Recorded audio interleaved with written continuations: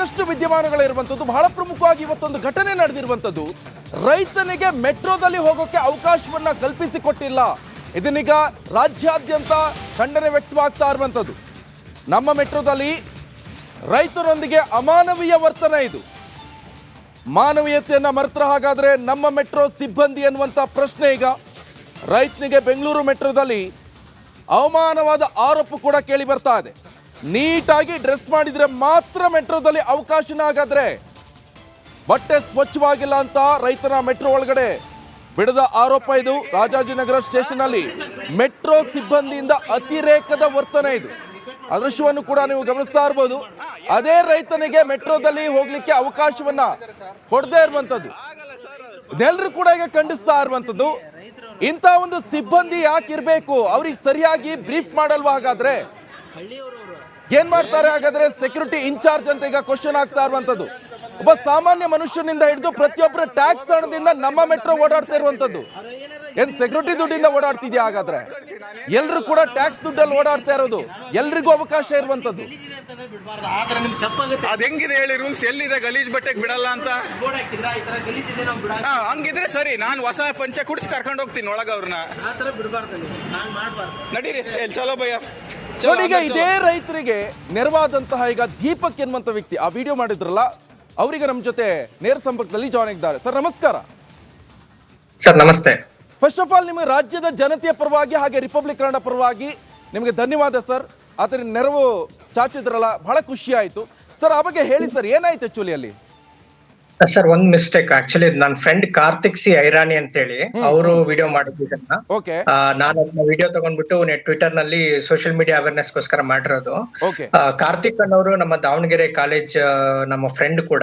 So ಅವರು hero ತರ ಅವ್ರು ಬಂದ್ಬಿಟ್ಟು ಅಲ್ಲಿ ಒಬ್ಬ ರೈತನಿಗೆ ಏನು ಅಲ್ಲಿ ಬೇಡ, ನಿಮ್ಗೆ ಆಗೋದಿಲ್ಲ, ನಿಮ್ ಬಿಡೋದಿಲ್ಲ, ನಾವು ಈ ತರ ಡ್ರೆಸ್ ಎಲ್ಲ ಹಾಕೊಂಡ್ ಬಂದ್ರೆ ನಾವು ಮೆಟ್ರೋದಲ್ಲಿ ಬಿಡೋದಿಲ್ಲ ಅಂತ ಹೇಳಿದ್ರು. ಸೊ ಅದನ್ನ ನೋಡದೆ ಅವ್ರಿಗೆ ಇರಕ್ ಆಗ್ಲಿಲ್ಲ. ಆ ಕಾರಣಕ್ಕೆ ಅವರು ಖಂಡಿಸಿದ್ದಾರೆ. ಒಂದು ಆತರ ಹೀರೋಯಿಸಂ ಪ್ರತಿಯೊಬ್ರಲ್ಲೂ ಬರ್ಬೇಕು, ಈ ತರ ಖಂಡಿಸ್ಬೇಕು ಅಂತ ನಾನು ಕೇಳ್ಕೊತೀನಿ. ಅಲ್ಲಿ ಏನಾಯ್ತು ಅಂದ್ರೆ ಬೇಸಿಕ್ಲಿ ನಾನ್ ಕೇಳ್ಪಟ್ಟಾಗೆ ಅವ್ರು ಟಿಕೆಟ್ ತಗೊಂಡಿದ್ದಾರೆ. ಟಿಕೆಟ್ ತಗೊಂಡ್ರು ಕೂಡ ಲಗೇಜ್ ಚೆಕಿಂಗ್ ಆದ್ರೂ ಕೂಡ ಅವ್ರನ್ನ ಒಳಗ್ ಬಿಡ್ತಿಲ್ಲ. ಯಾವ ಕಾರಣಕ್ಕೆ ಅಂತ ಹೇಳಿದ್ರೆ ಅವ್ರ ಬಟ್ಟೆ ಸರಿ ಇಲ್ಲ, ಕೊಳೆ ಆಗಿದೆ ಅಂತ ಹೇಳಿ. ಸೊ ಈ ತರ ನಾವು ಕೊಟ್ಟಿರೋ ಟ್ಯಾಕ್ಸ್ ಅಲ್ಲಿ ಕಟ್ಟಿರೋ ಮೆಟ್ರೋ ಸ್ಟೇಷನ್ ಆಗ್ಲಿ, ಅವರು ರೈತರಾದ್ರೂ ಅವರು ಈ ಟ್ಯಾಕ್ಸ್ ಬಿಡಿ ಏನೋ ಆಗುತ್ತೆ, ಅನ್ನ ಇಲ್ಲ ಅಂತ ಹೇಳಿದ್ರೆ ಹೆಂಗ್ ಬದುಕಕ್ ಸಾಧ್ಯ? ಸೊ ರೈತನಿಗೆ ಮರ್ಯಾದೆ ಸಿಗ್ತಾ ಇಲ್ಲ ಇನ್ನು ನಮ್ಮ ದೇಶದಲ್ಲಿ. ಇನ್ನೂ ಸ್ವಲ್ಪ ಅವ್ರಿಗೆ ನಾವು ಗೌರವನ್ನ ಕೊಡೋದನ್ನ ಕಲಿಬೇಕಾಗಿ ಕೇಳ್ಕೊತೀನಿ ಎಲ್ಲಾ ಜನಗಳಲ್ಲಿ. ಎಷ್ಟೋ ಜನಕ್ಕೆ ಗೊತ್ತಿಲ್ಲ, ಅವ್ರು ರೈತರ ಅನ್ನೋದೇ ಗೊತ್ತಿರಲ್ಲ, ಅವ್ರು ಸಾಮಾನ್ಯವಾಗಿ ನೋಡ್ತಾರೆ. ಸೊ ಅದ್ ಆಗ್ಬಾರ್ದು ಅಂತ ನಾನು ಕೇಳ್ಕೊತೀನಿ.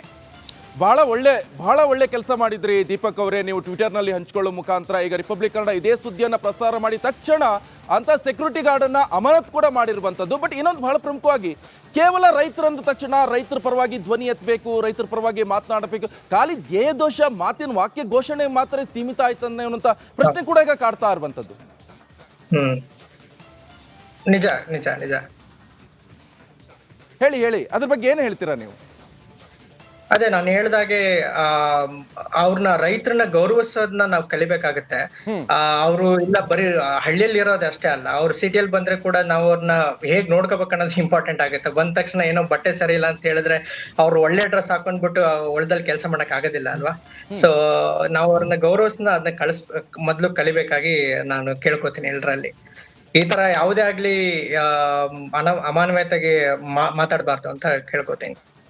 ನೋಡಿ, ರೈತ ಇಡೀ ದೇಶಕ್ಕೆ ಅನ್ನ ಕೊಡ್ತಾನೆ, ಅದರಲ್ಲೂ ಟ್ಯಾಕ್ಸ್ ಕಟ್ತಾನೆ.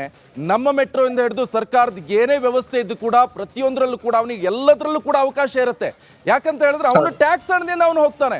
ಒಬ್ಬ ಸೆಕ್ಯೂರಿಟಿ ಗಾರ್ಡ್ ಅವ್ನು ರಾತ್ರಿ ಹೋಗೋ ತಿನ್ನೋದು ಅದೇ ಅನ್ನನ, ಆದ್ರೆ ಒಂದು ಮಾನವೀಯತೆಯನ್ನ ಮರ್ತರ ಎನ್ನುವಂತ ಪ್ರಶ್ನೆ ಕೂಡ ಇಲ್ಲಿ ಈಗ ಉದ್ಭವ ಆಗ್ತಾ ಇರುವಂತದ್ದು. ದೀಪಕ್ ಅವರೇ, ಇದ್ರ ಬಗ್ಗೆ ಹೇಳೋದಾದ್ರೆ? ಅದೇ ಈಗ ಮೆಟ್ರೋ ಆಗ್ಲಿ ಯಾವ್ದೇ ಆಗ್ಲಿ ಬರೀ VIP ಗೆ ಅದು ಸೀಮಿತವಾಗಿರೋದಿಲ್ಲ. ಎಲ್ಲಾ ಇದು ಪಬ್ಲಿಕ್ ಟ್ರಾನ್ಸ್ಪೋರ್ಟೇಶನ್ ಅಂತ ಹೇಳ್ಕೊತೀವಿ. ಬಸ್ಸಸ್ನೆಲ್ಲ ಫ್ರೀ ಬಿಡ್ತಾರೆ. ಯಾವ ಕಾರಣಕ್ಕೆ ಅಂತ ಹೇಳಿದ್ರೆ ಈ ತರ ಬಡ ಮಕ್ಳಿಗಾಗ್ಲಿ ಬಡ ಜನಗಾಗ್ಲಿ ಉಪಯೋಗ ಆಗ್ಬೇಕು ಅಂತ ಹೇಳಿ ಬಿಟ್ಟಿರೋದಲ್ವಾ. ಸೊ ಅದನ್ನ ನಾವು ಸದುಪಯೋಗ ಮಾಡ್ಕೋಬೇಕು. ಅಂತರ್ನ ನಾವು ಬಿಡಕ್ ಆಗೋದಿಲ್ಲ, ಇದು VIP ಗೆ ಮಾತ್ರ ಡ್ರೆಸ್ ಚೆನ್ನಾಗಿದ್ರೆ ಮಾತ್ರ ಬಿಡೋದು ಅಂತ ಹೇಳೋದು ತಪ್ಪಾಗುತ್ತೆ. ಎಲ್ರು ಕೂಡ ನಾವು ಸಮಾನವಾಗಿ ನೋಡ್ಬೇಕಾಗತ್ತೆ. ಈಗ ಬರೀ ರೈತರಂತ ಅಷ್ಟೇ ಅಲ್ಲ, ಎಷ್ಟೋ ಜನಕ್ಕೆ ಎಲ್ಡರ್ಸ್ ದೊಡ್ಡ ವಯಸ್ಸಾಗಿರ್ತಾರೆ, ಕೆಲವ್ರಿಗೆ ಕಾಲಿರಲ್ಲ, ಕೈ ಇರಲ್ಲ, ಅಂತರೂ ಕೂಡ ಈಗ ರೈಲ್ವೆ ಸ್ಟೇಷನ್ಗೆ ಹೋದ್ರೆ ಒಂದು ಎಸ್ಕಲೇಟರ್ ಇರೋದಿಲ್ಲ, ಲಿಫ್ಟ್ ಇರೋದಿಲ್ಲ. ಸೊ ಇದನ್ನು ಕೂಡ ಏನ್ ಮಾಡ್ತಾರೆ ಪೊಲಿಟಿಷಿಯನ್ಸ್ ಅನ್ನೋರು ಇದನ್ನೆಲ್ಲ ನೋಡಿ ಲೋಪದೋಷಗಳು ಎಲ್ಲೆಲ್ಲಿ ಇದಾವೆ ಅದನ್ನೆಲ್ಲ ಸರಿ ಮಾಡ್ಬೇಕಾಗುತ್ತೆ. ಬರೀ ರೈತರಂತ ಅಲ್ಲ, ರೈತರ ಜೊತೆಗೆ ಅಂಗವಿಕಲರು ಎಷ್ಟು ಜನ ಇರ್ತಾರೆ ಅವ್ರಿಗೆಲ್ಲ ಒಂದು ಸಹಾಯ ಮಾಡ್ಬೇಕಾಗತ್ತೆ ಈ ತರ ಜಾಗದಲ್ಲೆಲ್ಲ, ಎಲ್ಲಾ ಪಬ್ಲಿಕ್ ಟ್ರಾನ್ಸ್ಪೋರ್ಟೇಷನ್ ಅಲ್ಲೂ ಕೂಡ. ಇವನ್ ನಾನು ಲಾಸ್ಟ್ ಟೈಮ್ ಕೂಡ ಇದನ್ನ ಹೇಳಿದೆ, ಕೆಂಗೇರಿ ರೈಲ್ವೆ ಸ್ಟೇಷನ್ ಅಲ್ಲೂ ಕೂಡ ಯಾವುದೇ ತರದ ಲಿಫ್ಟ್ ಇಲ್ಲ, ಎಸ್ಕಲೇಟರ್ ಇಲ್ಲ, ಎಲ್ಲ ಕಷ್ಟ ಪಡ್ತಾ ಇದಾರೆ. ವಯಸ್ಸಾದರೂ ಕೂಡ ರೈಲ್ವೆ ಟ್ರ್ಯಾಕ್ ಕ್ರಾಸ್ ಮಾಡೋದಕ್ಕೂ ಕಷ್ಟ ಪಡ್ತಾ ಇದಾರೆ. ಸೊ ಇದನ್ನೆಲ್ಲ ಪೊಲಿಟಿಷಿಯನ್ಸ್ ಏನ್ ಮಾಡ್ತಾ ಇರ್ತಾರೆ, ಅವ್ರು ಮಾಡೋದೇ ಈ ಕೆಲಸ, ಇನ್ನೇನು ಇರೋದಿಲ್ಲ. ಅವ್ರಿಗೆ ಹೋಗಿ ನೋಡ್ಬೇಕು, ಪ್ರಾಬ್ಲಮ್ ಏನಿದೆ ನೋಡ್ಬೇಕು, ಅದನ್ನ ಸಾಲ್ವ್ ಮಾಡ್ಬೇಕಾಗತ್ತೆ. Okay, thank you Deepak. ನಿಮ್ಮ